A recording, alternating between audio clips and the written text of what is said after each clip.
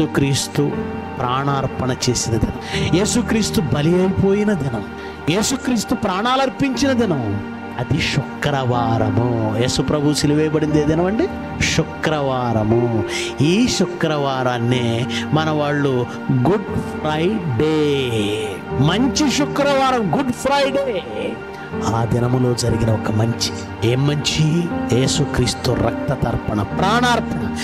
చనిపోతే మంచి ఏంటి? ఆయనే చనిపోకపోతే, ఆయనే రక్తం అర్పించకపోతే, ఆయనే తన ప్రాణం పెట్టకపోతే ఈ ప్రపంచంలో ఎవరికి పరలోకం దక్కదు, ఎవరికి పాప క్షమాపణ లేదు, పాప విమోచన లేదు. పుట్టినవాడు పుట్టినట్టు, పెరిగినవాడు పెరిగినట్టు, బ్రతికినవాడు బ్రతికినట్టు, చచ్చినవాడు చచ్చినట్టు, అందరూ నరకానికి వెళ్ళిపోవాల్సింది. అందరూ, పుట్టిన ప్రతివాడు నరకానికే. ఎందుకంటే పుట్టిన తర్వాత పాపం చేయకుండా ఉండేవాడు ఎవడున్నాడు? నీతిమంతుడు లేడు, ఒక్కడును లేడు.